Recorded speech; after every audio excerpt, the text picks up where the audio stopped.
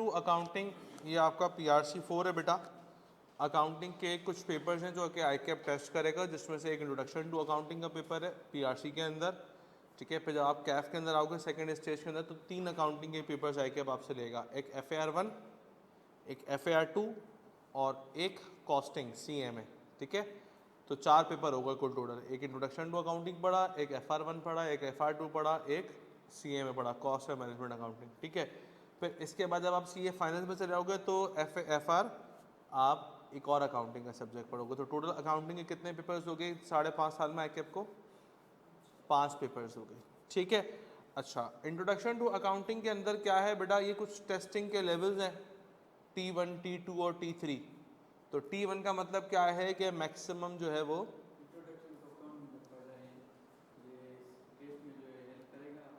बिल्कुल करेगा, सबकी बेसिक एक ही है, अकाउंटिंग की चेन यहीं से शुरू होगी, सिर्फ फर्दर चीज़ें ऐड होती रहेंगी, ठीक है ना।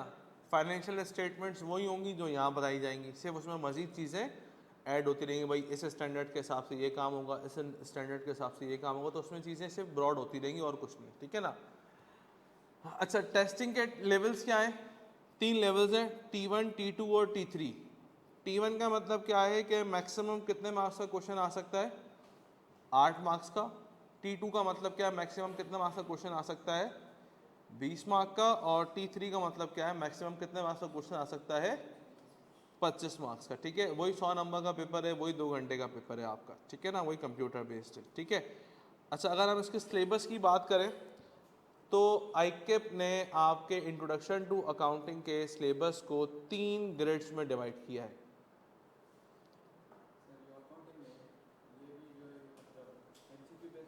MCQs बेस होगा,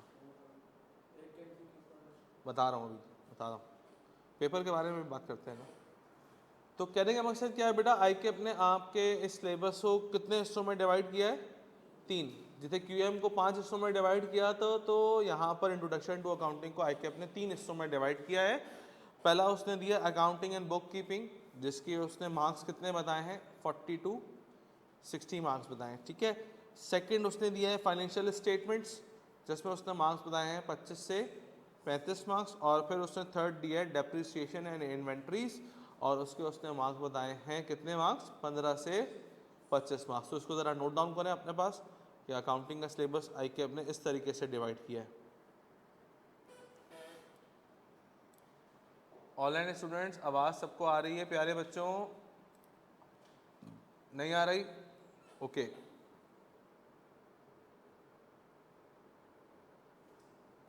थैंक यू अनस, आप पहले ही बंदे जिन्होंने मैसेज किया, बाकी तो सब इग्नोर कर रहे हैं।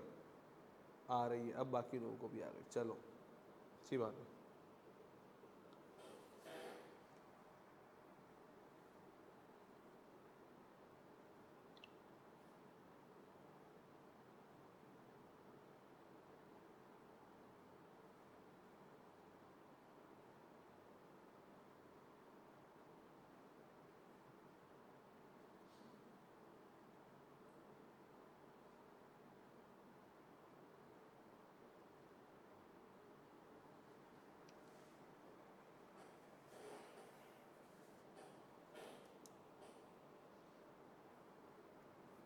अच्छा, कुछ लोगों की अभी मैं ग्रुप पे चेक कर रहा था कि कंसर्न था कि क्लासेस कब से स्टार्ट होंगी, डेमो क्लासेस हैं, ये हैं वो हैं, 28 से क्लासेस स्टार्ट हैं। तो भाई क्लासेस आज से ही स्टार्ट है। डेमो क्लासेस में मैं कोई तफरी नहीं कराऊंगा आके। डेमो क्लास का मतलब होता है कि विदाउट पेइंग फीस आप जो है वो क्लास ले सकते हो, इसका मतलब होता है डेमो क्लास, ठीक है। क्लासेस तो अभी समझ लें आज से शुरू हो गई हैं। 28 तारीख वाली जो बात है उसमें ये है कि 28 तारीख के बाद डेमो क्लासेस नहीं होंगी, तो वही बच्चा जिसने फीस पे की होगी सिर्फ वही क्लास ले सकेगा, उसका ये मतलब है। बेटा कर लिया, कॉपी कर लिया?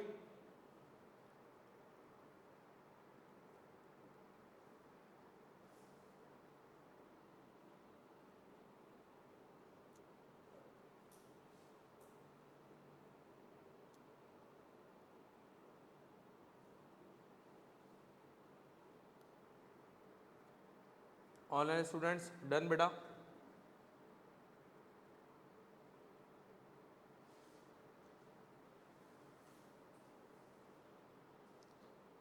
ओके चलो थोड़ा सा आगे बढ़ते हैं। अब देखते हैं सर जो हमारी पहली ग्रेड है अकाउंटिंग एंड बुक कीपिंग की, जिसमें उसने 40 to 60% मार्क्स दिए हैं, उनमें कौन कौन से चैप्टर्स आने हैं। 5 चैप्टर्स टोटल आने हैं इस, ठीक है, 60 मार्क्स के अंदर। और पहला चैप्टर है अकाउंटिंग फंडामेंटल्स, दूसरा है बुक्स ऑफ प्राइम एंट्री, तीसरा है लेजर्स एंड ट्रायल बैलेंस, चौथा है एक्रूअल्स एंड प्री पेमेंट्स, और 10th है चैप्टर बैंक रिकन्सिलिएशन का। ठीक है, ये चैप्टर नंबर 1 से लेकर 4 तक ये चैप्टर्स मैंने पढ़ाने, ठीक है ना। बाकी चैप्टर्स मैं नहीं पढ़ाऊंगा, बाकी चैप्टर्स हमारे दूसरे टीचर्स पढ़ाएंगे जो कि मैंने आपको बताए। मैंने 1 से लेकर 4 तक मेरा है एरिया है, ठीक है। इसको भी नोट डाउन कर लें अपने पास।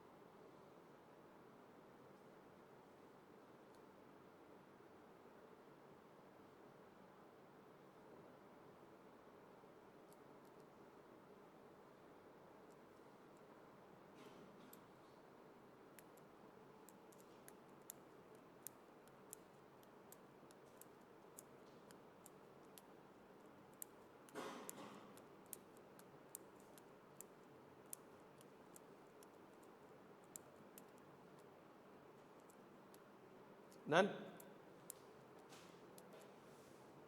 अच्छा जी, ऑनलाइन डन बेटा। ग्रेड ए लिख लिया आप लोगों ने।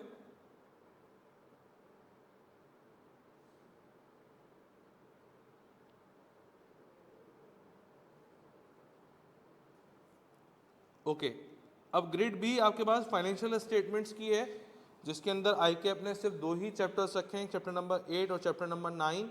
और अगेन इनकी वेटेज भी आप देख सकते हो कि 25 से 35 मार्क आ रहे हैं, मतलब ये इंपॉर्टेंट चैप्टर्स हैं आपके, ठीक है ना। अच्छा, अकाउंटिंग में क्या होता है, अकाउंटिंग में हर चैप्टर जो है ना वो सीक्वेंस वाइज है, पीछे से कनेक्टेड है। क्यूएम में ऐसा नहीं है, कुछ चैप्टर्स कनेक्टेड हैं जो कि हमने पढ़ने होंगे, बाकी सारे चैप्टर्स इंडिपेंडेंट है। अकाउंटिंग में हर चैप्टर जो है ना वो सीक्वेंस वाइज है, तो इसमें हमें स्टार्ट भी चैप्टर नंबर 1 से करना पड़ेगा। हम 20 से कोई भी चैप्टर स्टार्ट नहीं कर सकते, सारे सीक्वेंस से कनेक्टेड हैं।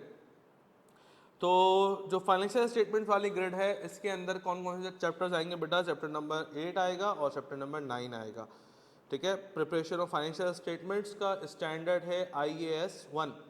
अकाउंटिंग के कुछ स्टैंडर्ड्स होते हैं,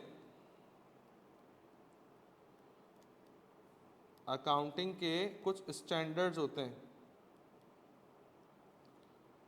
उन अकाउंटिंग स्टैंडर्ड सबसे पहले आता है IAS, सेकंड आता है इसमें IFRS, और थर्ड आता है इसमें IFRIC।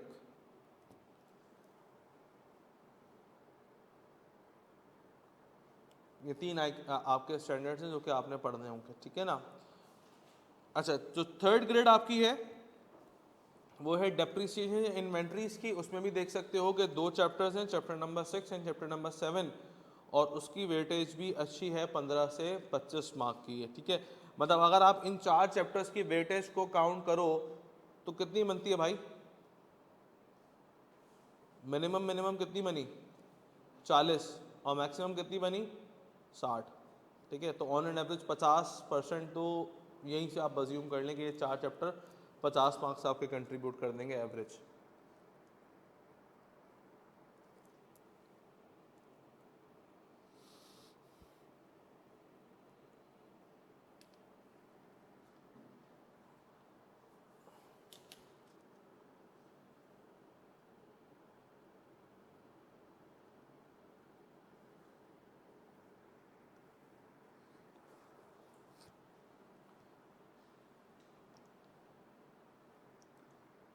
कॉपी कर लिया हो तो मुझे बताएं, तो फिर हम अकाउंटिंग शुरू करें कि अकाउंटिंग किसको बोलते हैं।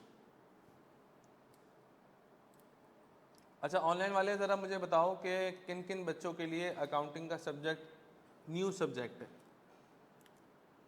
न्यू लिख दो सिर्फ।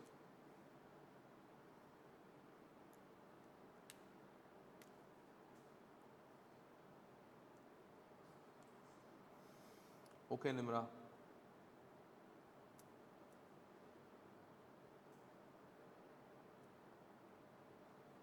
और बाकी सब के लिए नहीं है, बाकी सब ने अकाउंटिंग का बैकग्राउंड है।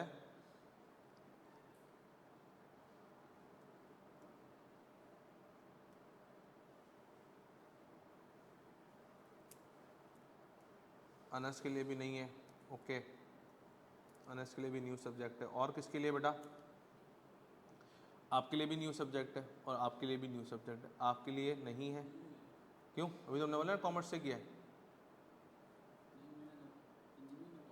इंजीनियरिंग का बोला था, अच्छा। तो सिर्फ आपके लिए ही ओल्ड, तो सारे सवाल मैं आप पूछूंगा भी आपसे, नहीं आज नहीं पूछे, कल पूछ लीजिएगा, आज नहीं।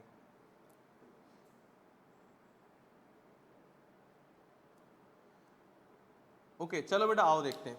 तो सबसे पहले देखते हैं कि अकाउंटिंग होती क्या है। भाई देखो मिसाल के तौर के ऊपर, सब काम छोड़ दो, सब काम छोड़ दो, सिर्फ बैठ के कहानी सुनो कि अकाउंटिंग किसको बोलते हैं। भाई मिसाल के तौर के ऊपर ये अली हैदर हमारे पास क्लास में बच्चा है और इसको इसके फादर जो है वो रोज़ाना 500 रुपये देते हैं। मेरी बात को समझना ज़रा और रिस्पॉन्ड भी करना जब मैं पूछूं कि क्या पूछ रहा हूँ। कितने पैसे देते हैं? 500 रुपये देते हैं। अब क्यों देते हैं 500 रुपये इसको?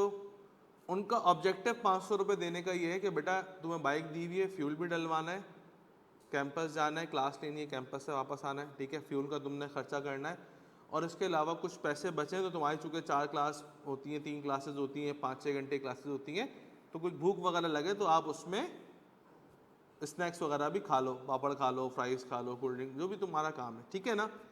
500 रुपये से ज़्यादा नहीं दूंगा। अब हर दफ़ा अब्बा से पैसे लेते हैं, बोलता है अब्बा पैसे पूरे नहीं पड़ रहे और दो, अम्मी से ही मांगने पड़ते हैं, पैसे पूरे नहीं पड़ रहे और दो, अम्मी से भी लेने पड़ते हैं। अम्मी ने बोल दिया भाई अपने अब्बा से ही लो, इस दफ़ा तो दे रही हूँ लेकिन अगली दफ़ा नहीं दूंगी, अपने अब्बा से ही किया करो ये हिसाब, ठीक है ना भाई, कहानी समझ में आ रही है? अच्छा भाई ठीक है। अब जब अब्बा को ये बात बोल रहे कि अब्बा पैसे पूरे नहीं पड़ रहे और चाहिए, अब्बा बोलते हैं ठीक है बेटा ठीक है, पैसे और चाहिए, मुझे बताओ कहाँ कहाँ खर्चा करते हो। ऐसा तो नहीं है तुम सीएनजी में पैसे उड़ा रहे हो, वो सीएनजी समझते हो ना ऐसे, बोले ऐसा तो नहीं तुम धुएं में पैसे उड़ा रहे हो, मुझे बताओ तो सही तुम खर्चा कहाँ करते हो पैसों का। अब इसने कोई चीज़ लिखी हुई तो नहीं है अपने पास, कोई रिकॉर्ड वगैरह बनाया हुआ या नहीं बनाया हुआ कि मैं इस तारीख को मैंने इस पे खर्चा किया, इस तारीख को इस पे खर्चा किया, ऐसा तो कोई रिकॉर्ड मैंने मेंटेन किया हुआ नहीं किया हुआ। भाई मैं 500 रुपये लेता था, सिर्फ खर्चा कर दिया करता था बस, उसको लिखता तो नहीं था कि मैंने कहाँ जाके इसको खर्च किए। अब्बा को अब्बा बोलने बताओ बेटा कहाँ कहाँ खर्चा किया आपने, ऐसा होता ही नहीं होता।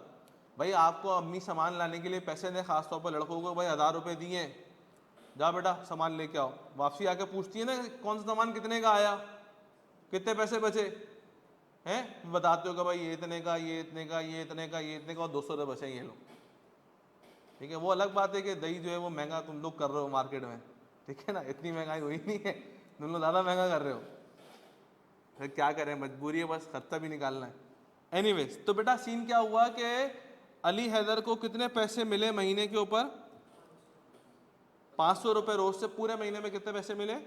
जो कि इसको पूरे नहीं पड़ रहे, अम्मी से भी लेने पड़ रहे हैं पैसे, ठीक है ना। अब्बा ने 15,000 रुपये इसको दिए।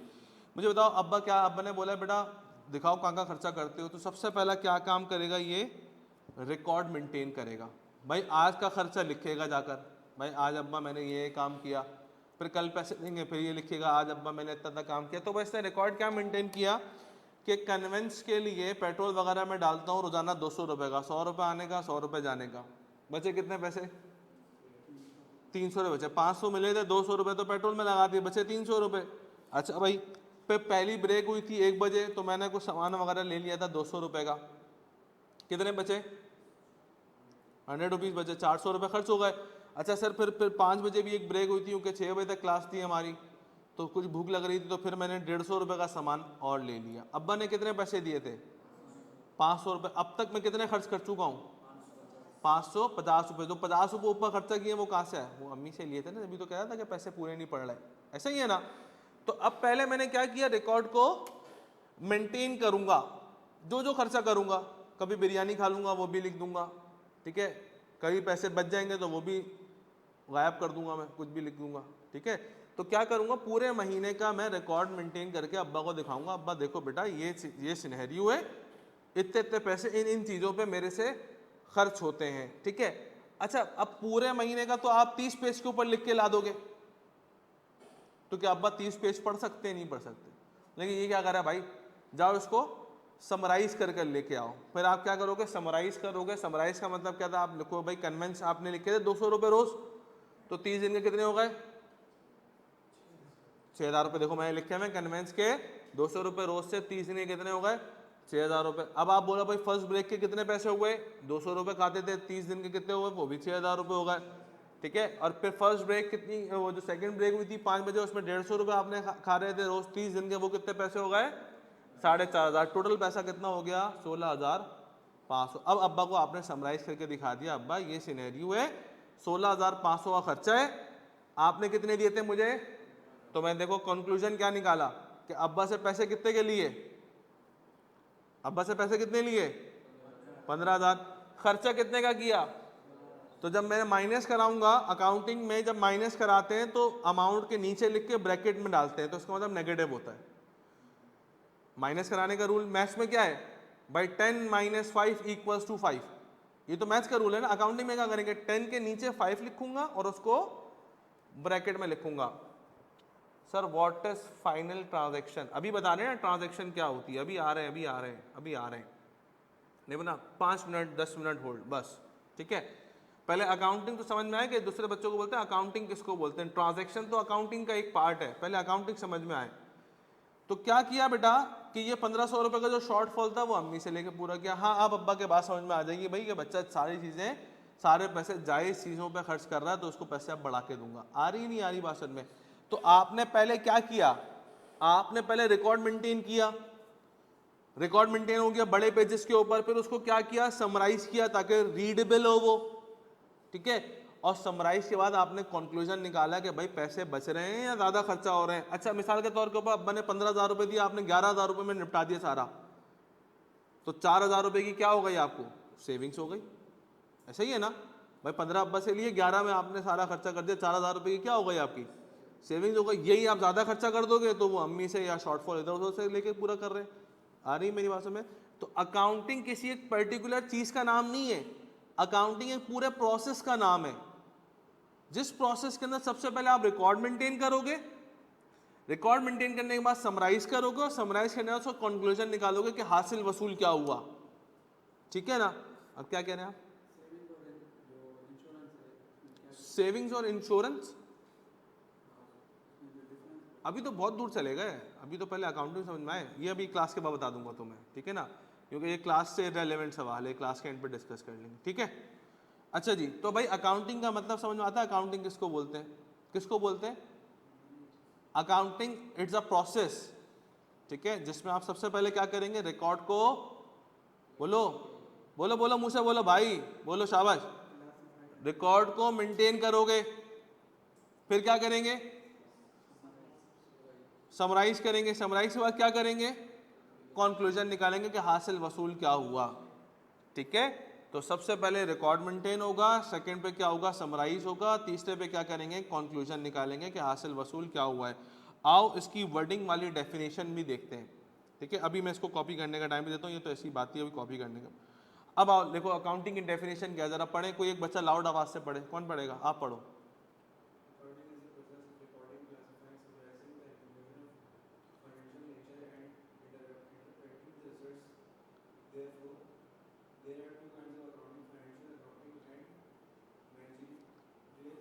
अकाउंटिंग, क्या बात समझ में आई या नहीं आई, डेफिनेशन समझ में आ गई या नहीं आई।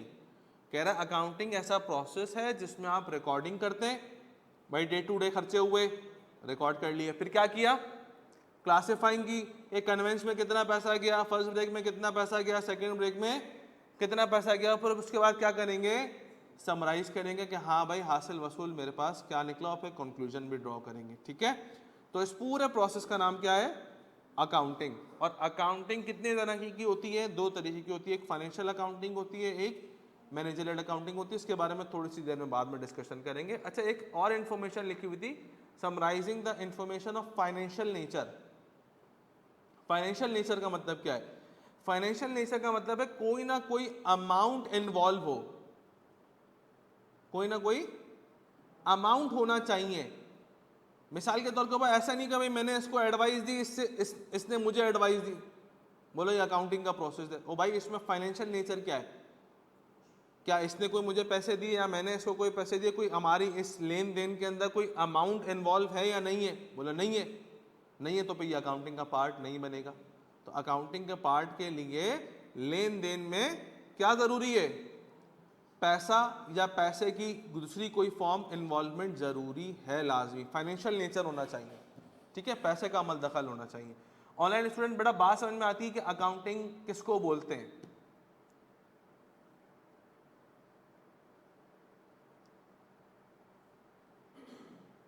ऑनलाइन बेटा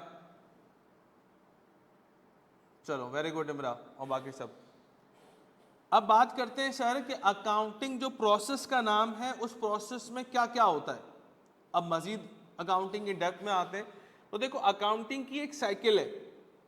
जिस तरह से हमारी एक स्कूल की एक साइकिल थी कि बच्चे को जब एडमिशन कराएंगे तो प्री स्कूल में कराएंगे, फिर वो प्राइमरी में आएगा, फिर वो सेकेंडरी में आएगा, फिर वो इंटरमीडिएट में आएगा, और फिर वो इंटरमीडिएट के बाद सीए में आ जाएगा। तो एक क्या है, एक पूरी साइकिल थी ना अकाउंटिंग की। तो इसी तरीके से वो लर्निंग साइकिल, तो इसी तरीके से अकाउंटिंग की भी साइकिल है।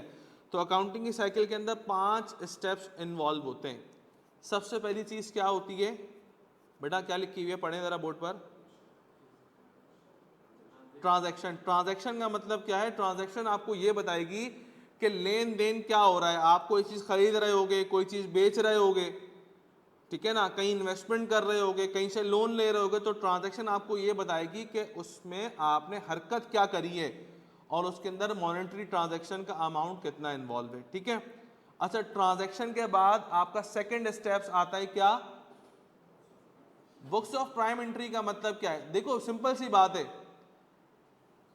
कैश वाली ट्रांजैक्शन, कैश समझते हो ना, पैसा, कैश वाली ट्रांजैक्शन किस में लिखोगे? कैश बुक में लिखोगे। हर किसी की बुक अलग अलग बनाऊंगा। बुक्स ऑफ प्राइम एंट्री का मतलब क्या है? हर किसी की बुक। भाई पैसे देने वाली बुक अलग, पैसे लेने वाली बुक। कभी आप उसकी दुकान पे चले आओ, क्या कहते हैं, पकवान सेंटर पे चले जाओ या गोश्त वाले की दुकान पे चले जाओ, तो उनका जो सेठ होता है वो मोटी मोटी डायरीज रख के बैठा होता है। उसमें वो डायरीज क्या है? वो बुक्स ही हैं। वो जाहिल बंदा है लेकिन अकाउंटिंग कर रहा है। वो क्या कर रहा है कि एक जगह वो लिख रहा है जिनमें उधार में माल बेचा है, तो पैसे लेने वाली बुक में लिख रहा है कि भाई इस बंदे से इतने पैसे लेने, इस बंदे से इतने पैसे लेने, ठीक है ना। अच्छा, एक उसने डायरी बनाई हुई उनसे जिनसे वो सामान खरीद रहा है कि भाई मैंने इससे इतने किलो मुर्गी खरीदी, इससे 2 ट्रक माल लिया, इससे 5 ट्रक माल लिया, इसको 5 लाख देने, इसको 4 लाख देने। तो देने वाली बुक उसने अलग बनाई हुई है और लेने वाली बुक उसने अलग बनाई हुई। तो इसको हम लोग बोलते हैं बुक्स ऑफ प्राइम एंट्री। अच्छा, फिर अगर सामान बेचोगे तो उसको सामान बेचने वाली बुक में लिखेंगे, जिसका हमने लिखा है सेल्स जर्नल। सेल्स, जब सामान बेचूंगा तो सेल्स जर्नल में लिख दूंगा। अच्छा, जब परचेज करूंगा तो परचेज जर्नल में लिख दूंगा। आ रही है मेरी बात? समझ में नहीं आ रही? अच्छा, कैश से जितनी भी ट्रांजैक्शन हो रही होंगी वो कहाँ लिखूंगा? कैश बुक में लिखूंगा। अच्छा, बैंक से रिलेटेड जितनी भी ट्रांजैक्शन होगी वो कहाँ लिखूंगा? बैंक बुक में लिखूंगा। आ रही ना, हर किसी की बुक अलग अलग बन रही है। अच्छा, फिर एक जर्नल है, जो कहीं नहीं आएगा वो जर्नल में आएगा, भी इसके बारे में बाद में बात करेंगे। अच्छा, फिर एक है रिसीवेबल बुक। रिसीवेबल का मतलब क्या? मैंने पैसे लेने, तो दैट इज माई रिसीवेबल। क्या है भाई? सामान बेचा था ना, पैसे तो लूंगा। जब पैसे लेने होंगे तो कौन सी बुक बनाऊंगा? रिसीवेबल बुक बनाऊंगा। और जब पैसे देने होंगे तो दैट इज माई पेएबल, है ना भाई, पे करूंगा तो पेएबल बुक हो जाएगी। तो जब वो कौन सी बुक बनेगी? पेएबल जर्नल बनेगा या पेएबल बुक बनेगी। ये बात समझ में आ रही है? तो इन सारी बुक्स का नाम क्या है? Books of prime entry. सबसे पहले एक ट्रांजैक्शन आएगी कि लेन देन क्या हुआ, कितना पैसा हुआ। फिर वो इस लेन देन में आपने ये देखा होगा कि सामने कुछ सामान खरीदा होगा या बेचा होगा। खरीदा होगा तो खरीदने वाली बुक में लिख दूंगा, बेचा होगा तो बेचने वाली बुक में लिख दूंगा, ठीक है ना। कैश की ट्रांजैक्शन होगी तो कैश में डाल दूंगा, उधार वाली ट्रांजैक्शन होगी मतलब रिसीवेबल वाली होगी तो रिसीवेबल में लिख दूंगा, पेएबल वाली होगी तो पेएबल में लिख दूंगा। बात समझ में आ रही है नहीं आ रही? तो ट्रांजैक्शन के बाद क्या करूंगा, उनको अपनी रेलेवेंट बुक्स के अंदर उनकी पोस्टिंग कर दूंगा, ठीक है। अच्छा, फिर उसके बाद लेजर्स क्या होते हैं पता नहीं, ट्रायल बैलेंस क्या होते हैं पता नहीं, फाइनेंशियल स्टेटमेंट्स क्या होते हैं पता नहीं। पहले इनका मतलब पता चले तो फिर आगे बढ़ेंगे। आ रही है मेरी बात समझ में? अच्छा, एक बात को याद रखना, क्या इंग्लिश पढ़नी आती है? हैं? बोलो। ऑनलाइन स्टूडेंट बेटा, इंग्लिश पढ़नी आती है? हाँ सर आती है। क्या चाइनीज पढ़नी आती है? चाइनीज पढ़नी आती है? नहीं सर, क्या कैसी बातें कर रहे हैं, चाइनीज पढ़नी क्यों नहीं पढ़नी आती? वजह क्या है? पढ़ी नहीं है? अगर चाइनीज के अल्फाबेट्स आपको पता चल जाए, या हिंदी पढ़नी आती है नहीं आती? नहीं आती सर, समझ में नहीं आती, पता नहीं क्या वो टेढ़े मेढ़े अल्फाज बने हुए होते हैं। तो क्या लोग पढ़ते नहीं है? बिल्कुल पढ़ते। फर्क ये है कि हमें उनके अल्फाबेट्स का नहीं पता। अगर मुझे हिंदी के लेटर्स का पता चल जाए कि ये लाम बना हुआ, ये काफ बना हुआ, ये क्या बना हुआ, ये क्या बना हुआ, तो मैं हिंदी पढ़ लूंगा, जैसे मैं उर्दू और इंग्लिश पढ़ लेता हूँ। हम लोग अरबी नहीं पढ़ते क्या? पढ़ते हैं ना, कि भाई जेर का मतलब ये, जबर का मतलब ये, पेश का मतलब ये, ठीक है ना। तो इसी तरीके से अकाउंटिंग के अंदर कुछ अकाउंटिंग के पिलर्स हैं, उन पिलर्स को जाने बगैर हम अकाउंटिंग नहीं कर सकते। अकाउंटिंग के कुछ अल्फ़ाबेट्स हैं जिनको जाने बगैर हम अकाउंटिंग नहीं कर सकते। क्या ये बात समझ में आती है या नहीं आती? सबसे ज़्यादा टाइम आप लोगों ने इन अल्फ़ाबेट्स के ऊपर लगाना है, क्योंकि अगर एक दफ़ा इनका कॉन्सेप्ट क्लियर हो गया फिर गाड़ी ट्रैक पर चल जाएगी। अगर यही पता नहीं चलेगा कि यार कौन सी चीज़ क्या है, तो फिर यही होगा, अकाउंटिंग समझ में ही नहीं आएगी क्या हो रहा है क्या नहीं हो रहा। ऐसा ही है ना? कि मेरी बात समझ में आ रही है नहीं आ रही है बेटा? तो अकाउंटिंग के कुछ पिलर्स हैं, उन पिलर्स में 5 पिलर्स हैं, मैंने लिखे हुए क्या क्या, अकाउंटिंग एलिमेंट्स। अच्छा, इस चीज़ को अपने पास ज़रा कॉपी करिएगा, डेफिनेशन और ये अकाउंटिंग साइकिल ज़रा अपने पास नोट डाउन करें जल्दी से, फिर हम ज़रा अकाउंटिंग के एलिमेंट्स देखते हैं। ऑनलाइन में किसी का कोई सवाल है तो बेटा मुझसे करें, शाबाश।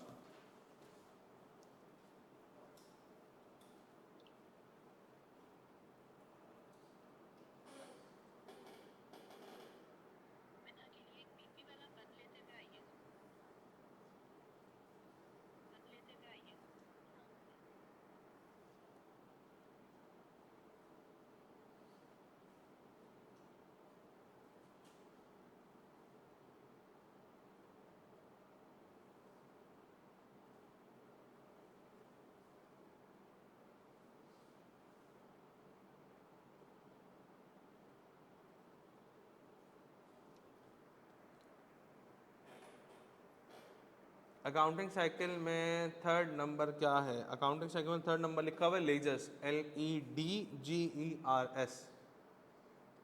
लेजर्स ट्रायल बैलेंस और फाइनेंशियल स्टेटमेंट्स में इसलिए नहीं बता रहा हूँ कि ऊपर की कहानी समझ में आएगी तो ये कहानी समझ में आएगी, अभी बताऊंगा भी तो आप बोलोगे पता नहीं क्या बोल रहे हैं सर।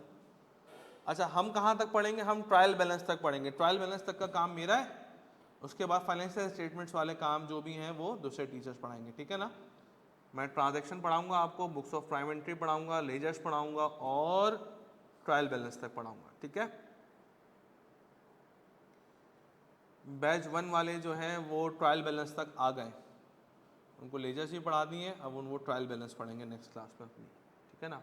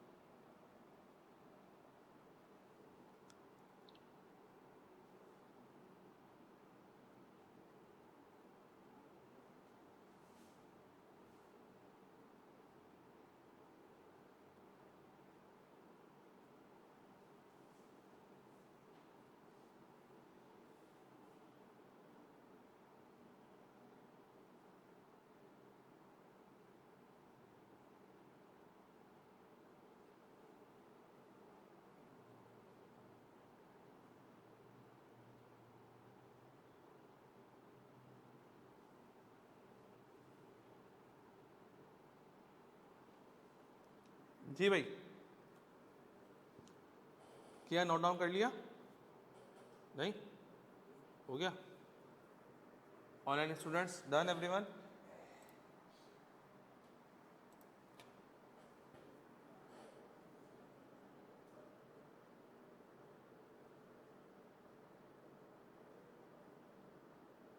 तो आओ बेटा देखते हैं कि अकाउंटिंग एलिमेंट्स क्या हैं और अकाउंटिंग किस पिलर्स के ऊपर बेस करती है। तो अकाउंटिंग के 5 पिलर्स हैं। पहले को बोलते हैं हम क्या, पढ़ो, एसेट्स। दूसरे को क्या बोलते हैं, एक्सपेंस। तीसरे को क्या बोलते हैं कैपिटल और इक्विटी, ठीक है। थर्ड को क्या बोलते हैं, वो फोर्थ को क्या बोलते हैं, लायबिलिटी। एंड फिफ्थ को क्या बोलते हैं, रेवेन्यू। तो ये 5 अकाउंटिंग के पिलर्स हैं। अब इनके बारे में हमने डिटेल डिस्कशन आज की क्लास से ही स्टार्ट कर देनी है, ठीक है ना। तो इन 5 पिलर्स को अपने बाद नोट डाउन करें, फिर 1 बाय 1 हम डिस्कशन करते हैं और कहानी सुने।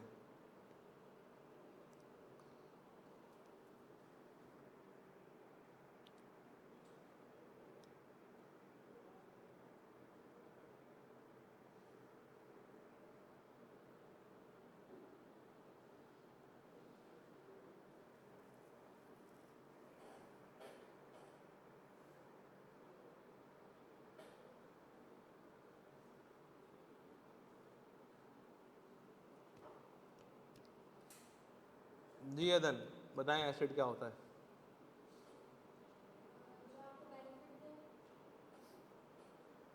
ठीक है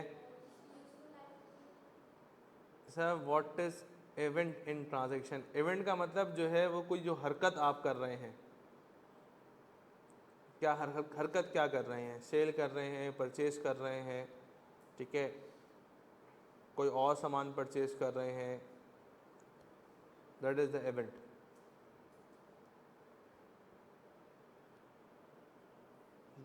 हाँ भाई, तो एसिड पढ़ें, एसिड क्या होता है, आओ देखते हैं एसिड किसको बोलते हैं। तो बेटा याद रखना, एसिड हर वो चीज अकाउंटिंग की जबान में एसिड कहलाती है जो आपकी 3 कंडीशंस को फुलफिल करे। प्लीज बहुत फोकस के साथ बेटा देखो, हर वो चीज अकाउंटिंग की जबान में एसिड मानी जाएगी जो चीज आपको 3 चीजें प्रोवाइड करे। सबसे पहली चीज क्या, कि आपको फ्यूचर इकोनॉमिक बेनिफिट दे, ठीक है। सेकेंड कंडीशन क्या है, जिसकी एक यूजफुल लाइफ भी हो। और थर्ड कंडीशन क्या है, जो कि आपके साथ क्या हो, कंट्रोलेबल भी हो, ठीक है। मिसाल के तौर के ऊपर, फॉर एग्जाम्पल मेरे पास ये बुक है, मेरे पास ये, अब चेक करना है क्या ये बुक एसिड है या नहीं है, क्या ये मुझे बेनिफिट दे रही है या नहीं दे रही है। हाँ भाई, आपका नाम क्या है, भूल गया, वासिफ। वासिफ, ये मुझे बेनिफिट दे रही है बुक या नहीं दे रही, दे रही है सर, इसके अंदर आप लिखा हुआ है, नॉलेज मिलेगी पढ़ेंगे तो, ऐसा ही ना, बेनिफिट दे रही है। क्या इसकी यूजफुल लाइफ है या नहीं है। हाँ सर, ऐसा थोड़ी कि मैं ले ली अभी क़यामत तक चलेगी, ऐसा तो नहीं ना कभी तो फटेगी, गलेगी, सड़ेगी, ऐसा है ना। अच्छा, क्या ये कंट्रोलेबल है या नहीं है। हाँ सर कंट्रोलेबल है, अभी यहाँ रखी हुई थी मैंने यहाँ रख दी। तो बुक अकाउंटिंग के ज़बान में क्या है, एसिड है। भाई ये मेरा मोबाइल है, क्या ये मोबाइल एसिड है या नहीं है, क्या ये मुझे बेनिफिट दे रहा है, हाँ बेनिफिट दे रहा है। क्या ये कंट्रोलेबल है, हाँ कंट्रोलेबल है। क्या इसकी एक यूजफुल लाइफ है, नहीं है, मोबाइल की यूजफुल लाइफ नहीं है ना भाई, मोबाइल की यूजफुल लाइफ है भाई 4 साल, 5 साल, 10 साल, ठीक है। तो ये एसिड है अकाउंटिंग की ज़बान में या नहीं है, बिल्कुल एसिड है। भाई ये लैपटॉप है जिससे मैं पढ़ा रहा हूँ, क्या ये एसिड है या नहीं है, हाँ सर बेनिफिट आपको दे रहा है, कंट्रोल भी कर सकते हैं, इसकी लाइफ भी है। भाई एसी हमने लगाया हुआ, क्या एसी एसिड है या नहीं है, एसी एसिड है, कंट्रोलेबल भी है, इसकी यूजफुल लाइफ भी, और हमें बेनिफिट दे रहा है, ठंडी हवा फेंकता ही है। आप चेयर्स के ऊपर बैठे हुए हो, क्या चेयर्स एसिड हैं या नहीं है, हैं चेक करो, क्या बेनिफिट दे रही हैं, हाँ सर बेनिफिट दे रही हैं। क्या इनकी यूजफुल लाइफ है, हाँ सर बिल्कुल यूजफुल लाइफ है। क्या ये कंट्रोलेबल है या नहीं है, हाँ सर बिल्कुल कंट्रोलेबल। तो ये क्या है आपके लिए, एसिड है। तो हर वो चीज अकाउंटिंग की जबान में एसिड मानी जाएगी जहां ये तीनों कंडीशंस फुलफिल हो। कोई एक भी गायब होगी, एसिड गायब हो जाएगा, फिर ऑब्जेक्टिव चेंज हो जाएगा। तो जहां जहां एसिड होगा वहां ये तीनों की तीनों कंडीशंस फुलफिल होंगी। क्या ये बात समझ में आती है या नहीं आती? भाई ये टेबल है, मुझे बताओ ये टेबल एसिड है या नहीं है? सोचो, है? ये प्रोजेक्टर लगा हुआ है, एसिड है या नहीं है? ये एलसीडी टीवी है, ये एसिड है या नहीं है? ये लाइट्स लगी हुई है, एसिड है या नहीं है? बोलो भाई। हैं, बिल्कुल एसिड है, ऐसा है ना? हाँ भाई ऑनलाइन स्टूडेंट्स, बात समझ में आई कि एसिड किसको बोलते हैं? हर वो चीज एसिड है जो आपको बेनिफिट दे। सबसे पहली चीज के बेनिफिट देना चाहिए, दूसरी चीज जो कंट्रोलेबल भी हो, तीसरी चीज जिसकी एक लाइफ भी हो। जहां ये तीनों कंडीशंस फुलफिल होंगी वो चीज क्या कहलाएगा? एसिड कहलाएगा। अब एसिड की फर्दर टाइप्स देखते हैं। अब एसिड दो तरीकों से हो सकता है।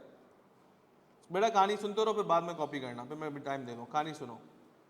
एसिड दो तरीकों से हो सकता है, according to their useful life और according to their nature. Acid दो तरीके से बाइफरकेट है, यूजफुल लाइफ के हिसाब से अलग माना जाएगा और नेचर के हिसाब से अलग माना जाएगा। अच्छा, यूजफुल लाइफ में क्या है?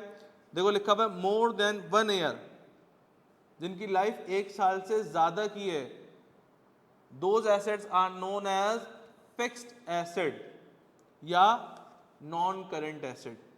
मतलब जिनकी लाइफ 1 साल से ज्यादा की है हम उनको क्या बोलेंगे?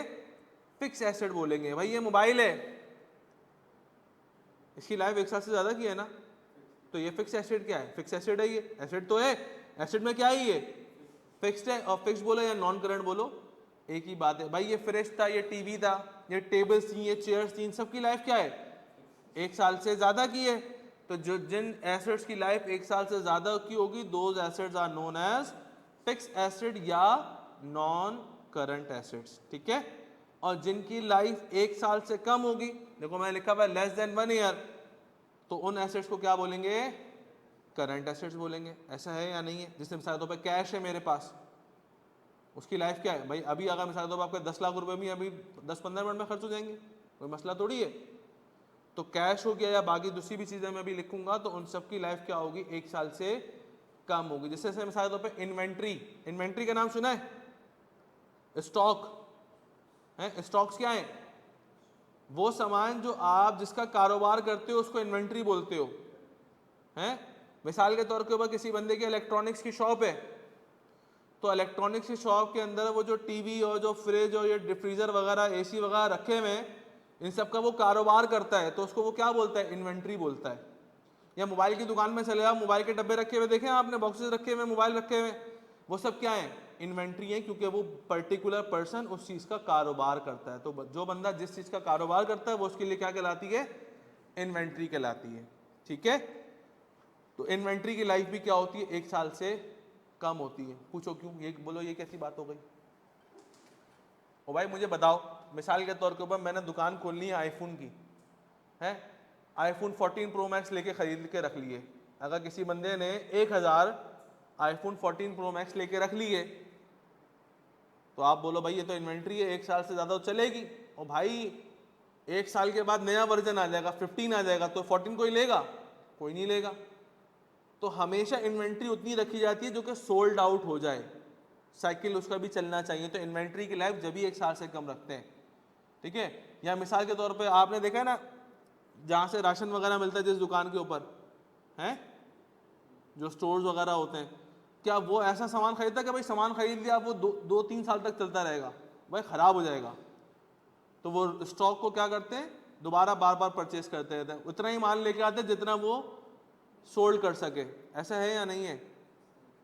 या मिसाल के तौर के ऊपर फैब्रिक वगैरह में चले जाओ, सेल्स लगती हैं, 90% लोग तो सेल्स का इंतजार कर रहे होते हैं कि सेल लगे तो जाके हम ब्रांड का कोई सामान लेके आते हैं। ठीक है। तो वो क्या करते हैं कि भाई ये सामान बच गया है, इसको बेच देते हैं, वरना अगले साल तो खराब हो जाएगा, ये कपड़ा फट जाएगा, गलना शुरू हो जाएगा। तो बोलते हैं सेल लगाओ ताकि इसको भी निपटाते हैं। बात समझ में आ रही है? तो इन्वेंट्री की लाइफ क्या होती है? 1 साल से कम होती है, ताकि वो छोटे टाइम के अंदर ही सोल्ड आउट करके आप नया सामान बाद में ले सको। ठीक है ना? अच्छा, फिर क्या होता है? According to their nature. According to their nature में दो चीजें, या तो एसिड्स टेंजिबल होंगे या तो एसिड्स इनटेंजिबल होंगे। टेंजिबल का मतलब क्या है? आप उनको टच कर सकते हैं। बुक को टच कर रहा हूँ, लैपटॉप को टच कर रहा हूँ, एसी को टच कर रहा हूँ, लाइट्स को टच कर रहा हूँ। ठीक है। और इनटेंजिबल का मतलब क्या है? ऐसे एसेट्स जिनको आप टच नहीं कर सकते। बोले ये क्या बात हो गई, ऐसे कौन से एसेट होंगे जिनको मैं टच नहीं कर सकता? बताता हूँ अभी। तो टेंजिबल का मतलब क्या, जो फिजिकल एग्जिस्टेंस रखते हैं, ये सारे टेंजिबल एसेट्स हैं जितने मैंने अभी आपको गिनवाए। टेबल, चेयर, टीवी, फ्रिज, ये सब चीज़ें क्या हैं? एसी, लाइट्स, ये सब क्या हैं? बोलो भाई, टेंजिबल एसेट्स हैं। इनटेंजिबल एसेट्स क्या है? मुझे एक बात बताओ, मेरे सिस्टम के अंदर एक सॉफ्टवेयर है विंडोज़ है, क्या मेरा विंडोज़ एसेट है नहीं है? पहले तो ये सोचो, विंडोज़ का सॉफ्टवेयर मेरा एसेट है या नहीं है? है, बिल्कुल यूजफुल लाइफ है भाई, 1 साल बाद वो एक्सपायर हो जाता है? क्या कंट्रोलेबल है? हाँ बिल्कुल कंट्रोलेबल है। क्या मैं उसके अंदर अपने पास जो है मुझे बेनिफिट प्रोवाइड कर रहा है नहीं कर रहा? हाँ सर बिल्कुल कर रहा है। मुझे एक बात बताओ, विंडोज़ को मैं छू के टच तो नहीं कर सकता? कर सकता हूँ है, लेकिन लैपटॉप को यूज़ करने के लिए विंडोज़ नेसेसरी है, ऐसा है ना? या मेरे फ़ोन में एंड्रॉयड वर्जन भी है, मैंने पैसे पे किए, जब मैंने फ़ोन खरीदा था तो जो ही बंदा फ़ोन खरीदता तो एंड्रॉयड के पैसे पे करता है सॉफ्टवेयर के। तो एंड्रॉयड अगर मेरे फ़ोन से निकाल दिया जाए तो मेरा फ़ोन तो डब्बा हो जाएगा, थोड़ी चलेगा। ऐसा है या नहीं है? या मैं जिस फॉर्मेट के ऊपर लिख रहा हूँ ये MS ऑफिस यूज़ कर रहा हूँ, ठीक है, तो MS ऑफिस पेड है, पैसे दिए, बेनिफिट भी दे रहा है, या लाइव भी है भाई, 1 साल बाद सब्सक्रिप्शन एक्सपायर हो जाएगी, और क्या कहते हैं कंट्रोलेबल भी है। तो मुझे एक बात बताएं, ऐसे एसेट्स जो कि सॉफ्टवेयर्स हो गए, ठीक है ना, तो ऐसे एसेट्स को क्या बोलते हैं? इंटेंजिबल एसेट्स बोलते हैं। या मिसाल के तौर के ऊपर गुडविल, गुडविल का नाम सुना है कभी? नहीं सुना? मैं जानता हूँ गुडविल क्या होती है। मिसाल के तौर के ऊपर मैं एक KFC का आउटलेट खोल लेता हूँ, फ्रेंचाइज मैंने ले ली, मैं KFC वालों से कांटेक्ट किया, KFC वाले बोलते हैं भाई 2 करोड़ रुपए की फ्रेंचाइज है। तो जो 2 करोड़ रुपए चार्ज कर रहा है वो किस लिए चार्ज कर रहा है? मुझे कोई आउटलेट खोल के नहीं देगा वो, ये नहीं कि आउटलेट खोल के देगा, एस्टेब्लिश करके देगा, चेयर्स वगैरह AC वगैरह सब लगा कर देगा, नहीं नहीं नहीं नहीं। वो 2 करोड़ रुपए के अंदर मुझे क्या दे रहा है? सिर्फ अपना नाम यूज करने के पैसे दे रहा है, ले रहा है मुझसे, कि आपको मैं ऑथराइज करता हूं कि आप KFC के नाम से आउटलेट खोल सकते हैं, वरना अदरवाइज कोई दूसरा बंदा खोलेगा फौरन उस पर केस करके उसको बंद करा देंगे, इलीगल है। तो जो 2 करोड़ रुपए चार्ज किए वो किस लिए चार्ज किए? गुडविल के चार्ज करे कि भाई मेरा मार्केट में एक नाम बना हुआ है, KFC सुन के लोग आपके पास आएंगे। आ रही ना मेरी बातों में? या पेप्सी वालों को बोलो अपना लोगो इस्तेमाल करने की इजाजत दे दो। बोला ऐसे कैसे लोगो इस्तेमाल करने की? तो लोगो क्या मैं छू सकता हूँ कि KFC का? क्या नहीं ना। तो वो क्या है? वो भी सब इंटेंजिबल एसेट्स हैं। तो गुडविल हो गया, सॉफ्टवेयर हो गया, या लोगो हो गया, ये सब क्या कहलाते हैं? इंटेंजिबल एसेट्स कहलाते हैं, ठीक है। तो इस चीज़ को अपने पास नोट डाउन कर लीजिए, फिर आगे हम फर्दर एग्जांपल देखते हैं। किसी का कोई सवाल है तो बच्चों मुझसे बात करें, ऑनलाइन और फिजिकल दोनों।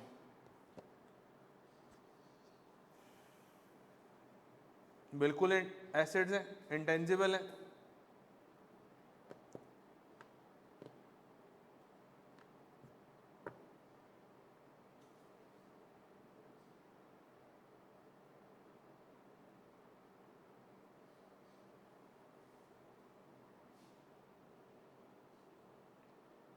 ऑनलाइन स्टूडेंट्स बात समझ में आ रही प्यारे बच्चों?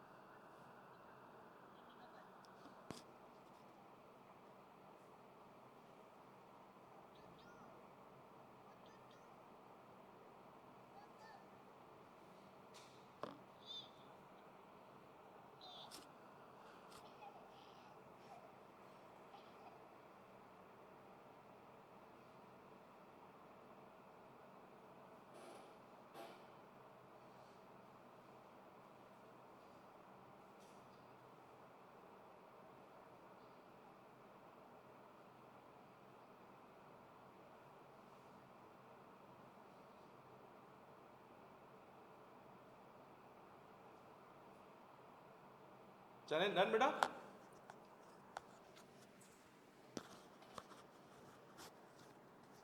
नहीं ना, उसके बारे में थोड़ी सी देर बाद बात करेंगे, ठीक है? फिर डायरेक्शन अभी चेंज हो जाएगी।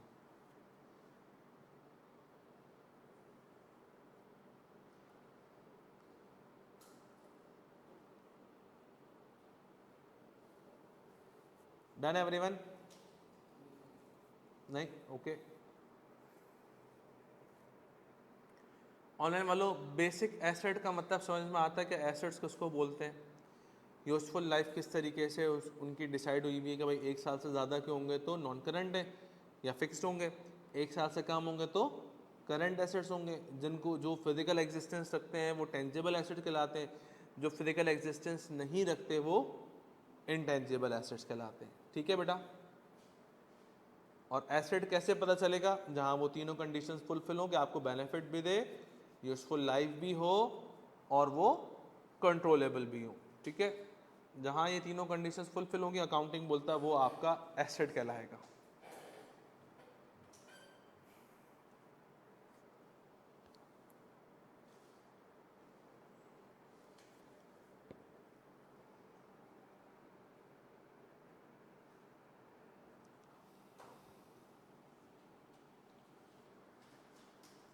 डन, सब साथ हैं। ऑनलाइन स्टूडेंट बेटा जल्दी से मैसेज करके बताओ सबको क्लियर है कहानी, कोई मसला परेशानी?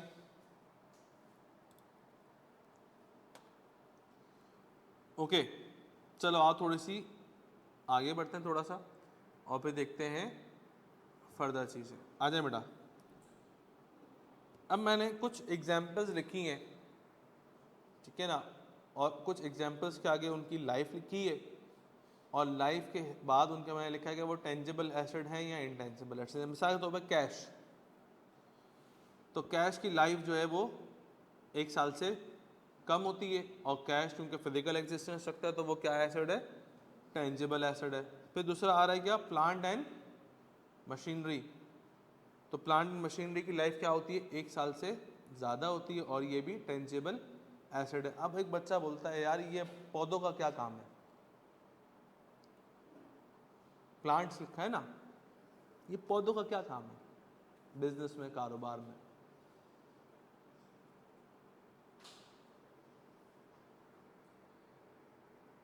नहीं नहीं मेरा, नहीं नहीं नहीं, ओ भाई ये पौधों वाले प्लांट्स नहीं है, ये मशीनरी वाला प्लांट है, ये पौधे वाला प्लांट नहीं है।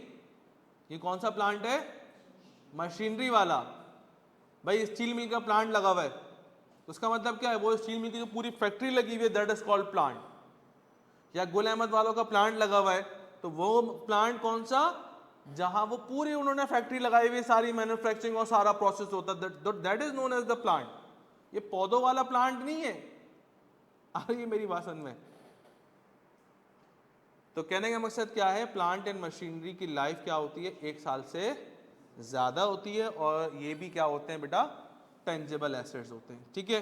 मोटर व्हीकल, मोटर व्हीकल समझ में आता है ना, बाइक, कार, गाड़ी, ट्रक, रिक्शा। ठीक है, तो मोटर व्हीकल की लाइफ भी क्या होती है बेटा, 1 साल से ज़्यादा होती है और मोटर व्हीकल भी क्या है, टेंजिबल एसेट्स हैं। ठीक है। फिर क्या है, इन्वेंट्री, इन्वेंट्री के बारे में हमें अभी हमने डिस्कस किया, किसको बोलते हैं इन्वेंट्री, जिस चीज़ का आप कारोबार करते हो, जिस चीज़ का आप बिजनेस करते हो। ठीक है भाई, मुझे बताओ मेरा फर्नीचर का आउटलेट है, किसका आउटलेट है, फर्नीचर का, तो मेरे लिए जो टेबल चेयर वगैरह है, ये जो कबर्ड वगैरह है वो क्या है, बेड वगैरह मेरे लिए क्या है, इन्वेंट्री है। क्यों, क्योंकि मैं उसका काम करता हूँ। ठीक है, मेरी दुकान में कैश भी रखा हुआ है, फ्रिज वो भी लगा हुआ है, वाटर कूलर भी लगा हुआ है, डिस्पेंसर भी लगा हुआ है, एसी भी लगाया हुआ है, फैन भी लगाए हुए हैं, डिलीवरी की वैन भी है मेरे पास, वो सब मेरे लिए क्या है, एसेट्स हैं। लेकिन जो मेरे पास फर्नीचर है, जिस चीज़ का मैं कारोबार करता हूँ, वो मेरे लिए क्या कहलाएगा, इन्वेंट्री कहलाएगा। आ रही है मेरी बात समझ में? इन्वेंट्री किसको बोलते हैं, सिंपल सा याद रखना, जिस चीज़ का आप कारोबार करते हो वो आपकी इन्वेंट्री है। तो इन्वेंट्री की लाइफ मैंने आपको क्या बताई थी, 1 साल से कम बताई थी, ताकि आप स्टॉक दोबारा फ्रेश लगा सकें। ठीक है ना। और ये क्या है, टेंजिबल एसेट्स है। आगे बात करो, चेयर्स एंड डेस्क, लैपटॉप्स, ये सब क्या है, टेंजिबल एसेट्स हैं, इनकी लाइफ भी 1 साल से ज़्यादा की है। ओके। एसी एंड एलईडीज वगैरह जो भी हैं, ये सब भी टेंजिबल एसेट्स हैं, इनकी लाइफ भी 1 साल से ज़्यादा की है। बिल्डिंग, और क्या बिल्डिंग एसेट है या नहीं है,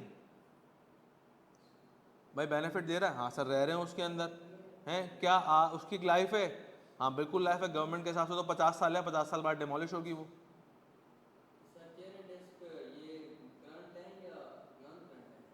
चेयर एंड डेस्क का ही लिखा है मैंने। अच्छा, चेयर एंड डेस्क के लिए करंट एसेट्स, देखो हर चीज़ का सिनेरियो ना डिफरेंट होता है। ठीक है, मेरे हिसाब से कोई चीज़ जो है वो करंट एसेट है, कोई चीज़ नॉन करंट एसेट है, ठीक है। तो ये डिफरेंट डिफरेंट सिनेरियो, कुछ चीज़ों के ऊपर जो है वो हर किसी का पर्सपेक्टिव चेंज होगा, ठीक है। जैसे मिसाल के तौर के ऊपर बहुत सी कंपनीज ऐसी हैं जो कि लैपटॉप 5-5 साल चलाती हैं, तो उनके लिए तो क्या है लैपटॉप्स, बोलो 5 साल चल रहा है, नॉन करंट एसेट है। और कुछ कंपनीज ऐसी हैं जो कि 1 साल में ही उसका पूरा जूस निकाल लेती हैं, बोलती हैं भाई हर साल चेंज करेंगे, उनके लिए क्या है नॉन करंट एसेट है। कुछ लोग होते हैं मोबाइल 5 साल 10 साल चलाते हैं, कुछ लोग होते हैं 3-4 महीने में तोड़ के हाथ में दे देते हैं, माँ बाप के बोलते हैं ये लो टूट गया दूसरा दिला, ठीक है। तो ये फिर वेरिएशन इसके अंदर आती रहेंगी लाइफ में, सही है ना। अच्छा, बिल्डिंग भाई कंट्रोलेबल भी है, मैं अपने हिसाब से उसको कंट्रोल कर सकता हूँ चीज़ों को, ठीक है ना, उसके अंदर की। इसके अलावा उसकी एक लाइफ भी है। आपको पता है गुलिस्तान जौहर के अंदर फ्लैट्स बने हुए हैं बहुत सारे, ठीक है, सारे फ्लैट्स ही फ्लैट बने हुए। कुछ फ्लैट्स को गवर्नमेंट की तरफ से नोटिस आ गया कि कंप्लीट डिमोलिश होंगे वो, जिस तरह से नस्ला टावर था ये सबको डिमोलिश कर देगी अब पूरा, उनकी लाइफ गवर्नमेंट के हिसाब से पूरी हो गई है। गवर्नमेंट ने सबको नोटिस दे देंगे बेटा अब ये फ्लैट्स खाली करें और पूरा पूरा डिमोलिश होगा। अब मुझे बताओ जिस बंदे ने 2 करोड़ का 4 करोड़ का 5 करोड़ का फ्लैट लिया हुआ बड़ा, वो क्या करेगा। बिल्डर तो भाग गया, ये सारी रिस्पॉन्सिबिलिटी बिल्डर की होती है। बिल्डर तो बेच के गया, अब लाइफ पूरी हो गई, अब बोलो भाई डिमोलिश करेंगे, तो खैर ये अलग बात है। रिसीवेबल्स, रिसीवेबल्स क्या थे। रिसीवेबल्स का मतलब होता है कि आपने सामान बेचा उधार में। अली हैदर को मैंने सामान बेचा 1 लाख रुपए का, इसने बोला 1 हफ्ते बाद पैसे दूंगा, पैसे तो नहीं दिए, दिए नहीं दिए, बोला 1 हफ्ते बाद दूंगा, तो मेरे लिए अली हैदर का 1 लाख रुपए क्या है, बोलो रिसीवेबल्स है, मेरे लिए क्या है रिसीवेबल। अच्छा, अली हैदर के लिए क्या है ये, अली हैदर के लिए पेएबल है। इसके लिए अकाउंटिंग का व्यू चेंज हो जाएगा। मेरे लिए अकाउंट, मेरे लिए सेल था, इसके लिए क्या था परचेज था। इसके लिए पेएबल है, मेरे लिए क्या है रिसीवेबल है। तो रिसीवेबल जब इसके पैसे लूंगा तो मजे लूंगा ही लूंगा, उसके पैसा आएगा एंजॉय करूंगा। तो रिसीवेबल्स भी क्या होते हैं, एसेट्स होते हैं, इनकी लाइफ जो है वो 1 साल से कम होती है। अच्छा, 1 साल से ज़्यादा की भी होती है लाइफ इसके अंदर, ठीक है ना, तो वो भी हम डिस्कशन करेंगे। गुडविल, नाम का पैसा, इसकी तो कोई लाइफ नहीं होती, ठीक है ना। अच्छा, लोगोज एंड पैटर्न्स, इसकी भी कोई लाइफ नहीं होती, ये सब क्या है इंटेंजिबल एसेट्स है, इनटेंजिबल एसेट्स हैं। फर्नीचर, मैंने कहा फर्नीचर की लाइफ 1 साल से कम भी हो सकती है, ज़्यादा की भी हो सकती है, और फर्नीचर क्या है टेंजिबल एसेट्स है, ठीक है। तो इन चीज़ों को ज़रा लिस्ट डाउन करें अपने पास, फिर हम फर्दर डिस्कशन करते हैं आगे।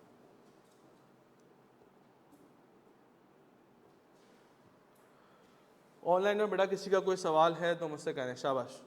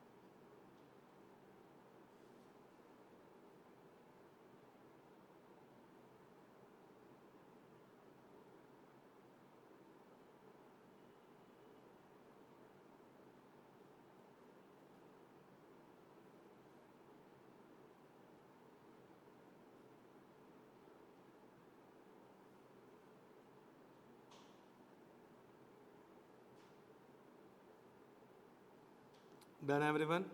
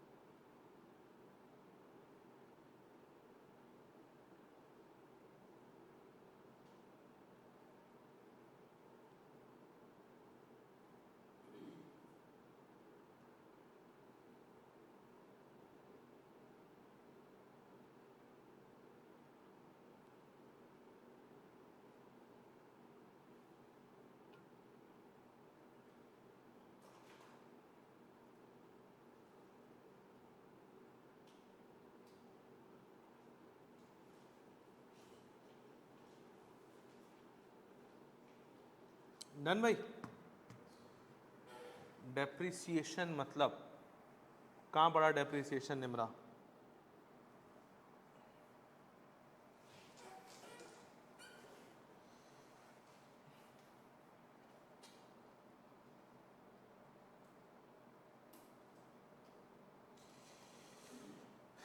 देखें डेप्रिसिएशन का मतलब ये होता है, आप लोग नहीं सुनना, इसका सवाल आया तो बता रहा हूँ, सुन लो तो सुन लो, मतलब समझ नहीं आएगा, इसको भी समझ नहीं आएगा। डेप्रिसिएशन का मतलब होता है एसेट का यूजेज एक्सपेंस।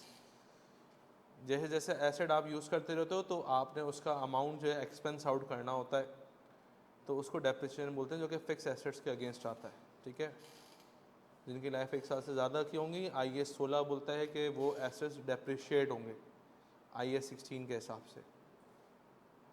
ठीक है, आधा IAS 16 आप यहाँ पढ़ेंगे इंट्रोडक्शन टू अकाउंटिंग में, बाकी IAS 16 आप जो है वो FR1 में ही पढ़ेंगे। ठीक है ना, क्योंकि रीवैल्यूएशन वाला पार्ट यहाँ पर नहीं है, वहाँ पर है। ठीक है, आगे बढ़े भाई, क्लास है अपनी क्लास में भी कितना टाइम बचा है? आधा घंटा? नहीं भाई नहीं, 3:45 है,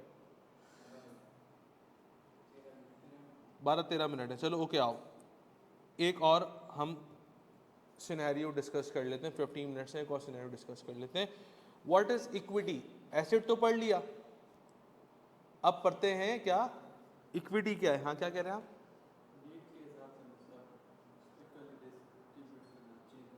नहीं नहीं नहीं नहीं नहीं, अलग है। What is equity? ये भी अकाउंटिंग का हेड है, अभी हमने देखा था 5 हेड्स अकाउंटिंग के लिखे थे, उसमें इक्विटी भी था। अब इक्विटी किसको बोलते हैं? देखो क्या लिखा हुआ है, it's amount of capital that is being invested by the owner. देखो एक कारोबार में जो पैसा या चीजें लगती हैं, या तो वो ओनर खुद लेके आएगा, ठीक है, ओनर की खुद की इन्वेस्टमेंट होगी, या ओनर बैंक से लोन वगैरह लेके इन्वेस्टमेंट करेगा। कारोबार में दो ही तरीकों से सामान आ सकता है, एसेट आ सकते हैं, या तो ओनर खुद करे अपना ज़ाती पैसा लगाए, या तो किसी से पैसा लेकर और फिर लगाए। दो ही रास्ते कारोबार में पैसा आने के, अभी समझो ऐसे, ठीक है ना।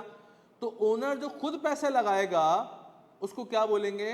इक्विटी बोलेंगे। बिजनेस के लिहाज से वो एसेट तो है, लेकिन इक्विटी भी है। क्यों? क्योंकि ओनर का हिस्सा कितना है भाई। मुझे मिसाल के तौर पे मेरी दुकान में, सुनो भाई, मेरी दुकान में 15 लाख रुपए के एसेट्स हैं। कितने के? 15 लाख रुपए के एसेट है, लेकिन मेरी इक्विटी 13 लाख रुपए की है, ओनर की इक्विटी। इसका मतलब यह हुआ कि 15 लाख के एसेट्स में से 13 लाख मेरे हैं, और जो 2 लाख के एसेट दूसरे हैं वो मैंने उधार लेकर लिए हैं, कहीं से लोन वगैरह लेकर लिए हैं। आ रही है मेरी बात समझ में? तो ओनर का जाती कितना पैसा लगा हुआ है बिजनेस के अंदर, that is known as owner's equity. मिसाल के तौर के ऊपर एक इन्वेस्टर है, ओनर है, इसने एक बिजनेस स्टार्ट किया, देखो सिगरेट भी पी रहा है, ये टोपी वगैरह आपने सब पहनाई है इसको, ठीक है ना। सिगरेट का देखो धुआं निकल रहा है हाथ में से, हैं जी। तो इसने एक बिजनेस स्टार्ट किया, अपनी खुद से इन्वेस्टमेंट कर रहा है। क्या कैश लेके आया कितने लाख का? 5 लाख का। लैंड एंड बिल्डिंग लेके आया कितने लाख की? 10 लाख की। इन्वेंट्री डाली कितने लाख की? 6 लाख की। मोटर व्हीकल डाली 2 लाख की। फर्नीचर डाला 1 लाख का। तो क्या ये बिजनेस के लिए एसेट नहीं है? हैं बिल्कुल। तो मैंने लिखा टोटल एसेट्स कितने के हो गए? 24 लाख रुपए के। और क्या ये एसेट ओनर ने खुद लगाए? तो इसका मतलब ये साइमल्टेनियसली ओनर की क्या है? इक्विटी भी। 24 लाख रुपए के बिजनेस में एसेट है और 24 लाख रुपए की ओनर की इक्विटी भी है, मतलब 100% ओनरशिप एक सिंगल बंदे की है, ऐसा है। अच्छा, अगर एसेट ज्यादा हुए ओनर की इक्विटी कम है, एसेट्स हैं 30 लाख के, एसेट्स हैं 30 लाख के, ओनर की इक्विटी है 25 लाख की, तो 5 लाख रुपए के जो मजीद एसेट हैं वो कहां से लिए हैं? वो किसी और के होंगे, है ना। तो उसके बारे में हम बाद में डिस्कशन करेंगे। तो ओनर की इक्विटी क्या बताती है कि बिजनेस के अंदर ओनर का खुद से पैसा कितना लगा हुआ। एक बात को याद रखना, आप एक इन्वेस्टर हो। इन्वेस्टर कौन होता है? इन्वेस्टर वो बंदा होता है जो सेठ आदमी है, पैसा मेरे पास भरपूर है, कमाना मैंने नहीं है, मैं क्या करूंगा, किसी भी बिजनेस के अंदर पैसे डाल दूंगा, इन्वेस्ट कर दूंगा, वहां से रिटर्न मुझे आता रहेगा। अच्छा ठीक है, अब मुझे कैसे पता चलेगा किस बिजनेस में पैसा लगाना है, किस बिजनेस में पैसा नहीं लगाना, है ना भाई। डिसाइड करूंगा ना किस बिजनेस में पैसा लगाना है, किस में नहीं लगाना। तो मैं उसकी एसेट्स देखूंगा अभी बेसिक, और मैं उसकी ओनर्स इक्विटी देखूंगा, और भी बहुत सारी चीजें मैं बाद में बताऊंगा। मिसाल के तौर पर एसेट है 10 बिलियन के, कितने बिलियन के? 10 बिलियन के, 10 अरब रुपए के बिजनेस में कंपनी में एसेट्स हैं, ओके। ओनर की इक्विटी है 2 बिलियन। क्या कंपनी अच्छी है बेकार है? अबे भाई बेकार है। आप देखो ना, सिर्फ 2 बिलियन का ओनर का हिस्सा है, बाकी 8 बिलियन किसका है? दूसरे का। मतलब मालिक से ज्यादा हक किसका है? दूसरे का। तो बिजनेस बेकार है ना यार। कल को ओनर अपने 2 बिलियन विड्रॉ करेगा, छोड़ देगा, बोलेगा जाओ चलाओ काम, मैं तो जा रहा हूं, ठीक है। अच्छा, अगर यही 8 बिलियन हो जाए, अब टनाटन ओके की रिपोर्ट है कि यार मालिक का पैसा ज्यादा लगा हुआ है, मालिक कुछ भी होगा अपने पैसे डूबने नहीं देगा, तो उसका मतलब मेरा पैसा भी नहीं डूबेगा, अब मैं इन्वेस्टमेंट कर सकता हूं। आ रही है मेरी बात समझ में? तो ओनर्स इक्विटी का मतलब क्या होता है कि मालिक का खुद से लगाया हुआ पैसा कारोबार में कितना है, तो that is known as owner's equity. और फिर हमने एक बेसिक अकाउंटिंग इक्वेशन भी बनाई कि total assets is equals to total owner's equity. Basic इसलिए बोला क्योंकि अभी इसमें एक एलिमेंट और भी ऐड होगा, वो हम नेक्स्ट क्लास में ऐड करेंगे। तो ओनर्स इक्विटी का मतलब क्या होता है कि मालिक का खुद का कितना पैसा बिजनेस में लगा हुआ है, उसको ओनर्स इक्विटी बोलते हैं। क्योंकि बिजनेस में जो पैसा या माल आता है वो ओनर के अलावा कहीं और से भी आता है। मुझे एक बात बताओ, सुनो, मेरे कारोबार ने बैंक से लोन ले लिया 5 लाख रुपए का, सुनना बात को, कितने लाख रुपए का? 5 लाख रुपए का लोन ले लिया। तो क्या मेरे कारोबार में अब कैश 5 लाख से इंक्रीज हो जाएगा, नहीं हो जाएगा? अभी मेरे कारोबार में कैश कितना है? 5 लाख। 5 लाख का मैंने लोन भी ले लिया, तो कारोबार में कैश कितना हो गया? 10 लाख। टोटल एसेट्स कारोबार में कितने हो गए? 24 तो थे ना, 5 और ऐड करो, 29 लाख रुपए हो गए।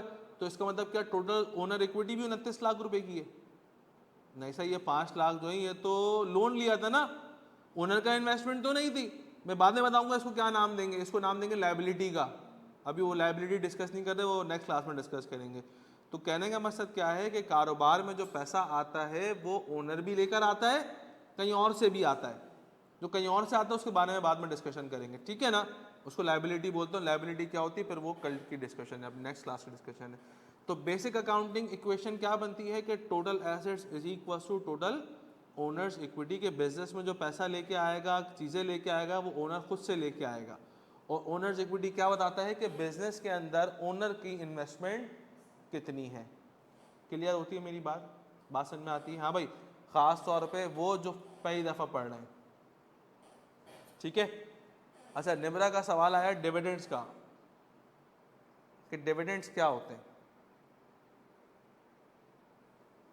निम्ना मुझे एक बात बताओ, ये आप कहाँ कहाँ से लेके आती हो चीज़ें?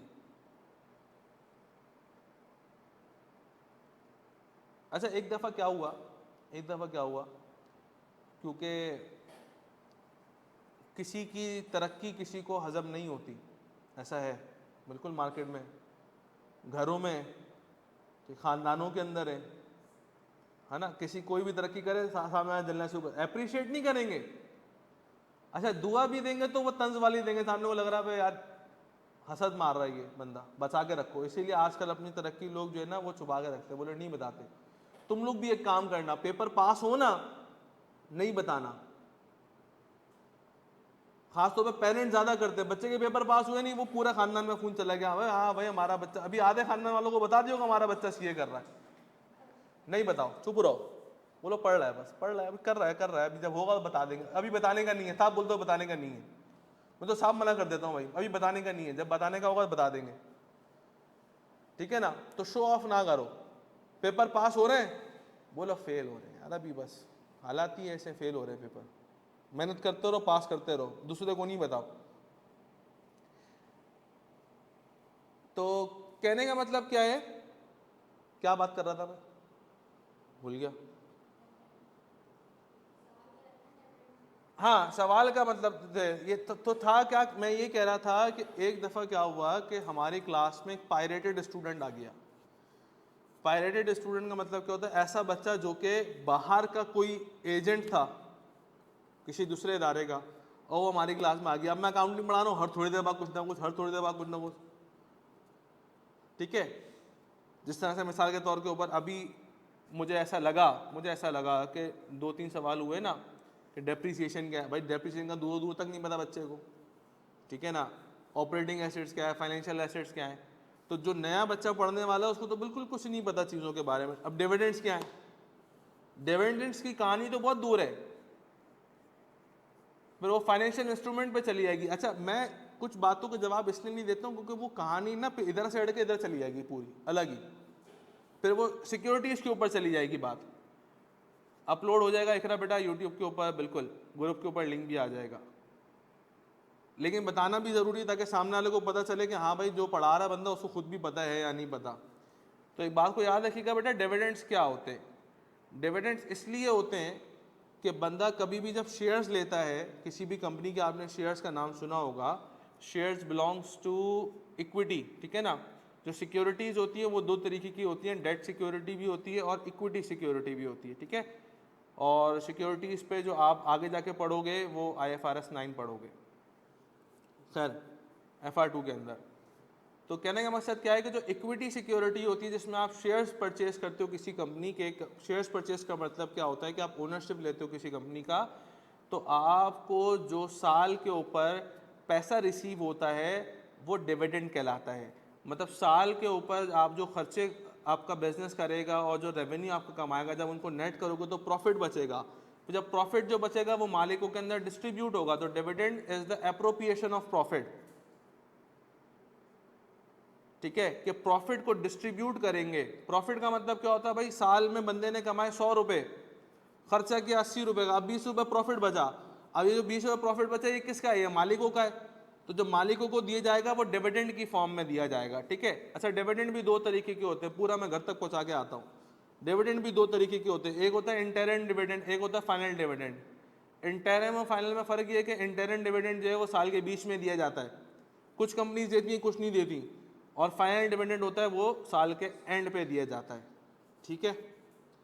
और ये सारी चीज़ें बिलोंग्स करती है इक्विटी सिक्योरिटी से। अच्छा एक वक्त आता है कि आप जो है वो इक्विटी सिक्योरिटी भी इशू नहीं कर सकते, क्योंकि आपका ऑथराइज कैपिटल जो SECP से आपको मिला होता है वो फिक्स हो चुका होता है, बराबर हो चुका होता है, तो आप शेयर्स इशू नहीं कर सकते। तो फिर आप डेट सिक्योरिटी की तरफ आ जाते हैं, बॉन्ड्स वगैरह ले लेते हैं, डिवेंचर्स ले लेते हैं, लॉन्ग टर्म लोन ले लेते हैं, ठीक है।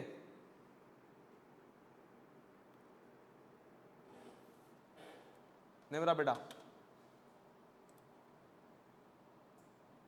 कल पता था क्लास है अकाउंटिंग का तो सुन लिया लेक्चर यूट्यूब से, कुछ डाउट्स हैं तो पूछ लिए। बिल्कुल डाउट्स हैं तो पूछे लाजमी, इकरा यूट्यूब पे अपलोड कर दिए, नेट की वजह से क्लास मिस हो रही है। नो इशू इकरा बेटा, यूट्यूब पे अपलोड हो जाएगा, ग्रुप पे लिंक भी आ जाएगा। हन्नान बेटा नेट की वजह से क्लास नहीं ली, बिल्कुल ऐसा है, यूट्यूब के ऊपर अपलोड होके आपको क्लास का लिंक, रिकॉर्डेड क्लास का लिंक ग्रुप पर आ जाएगा, ठीक है।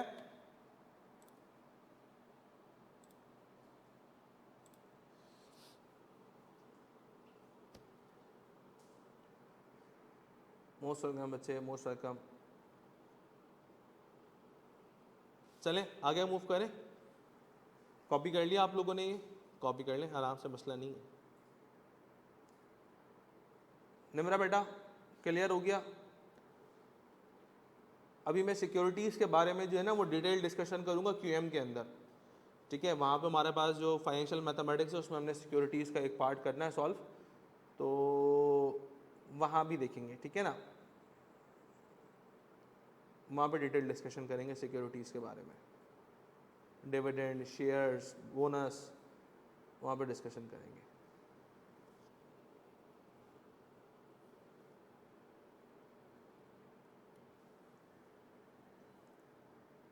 Most welcome. Online students done, सबने कॉपी कर लिया बच्चों यहाँ तक।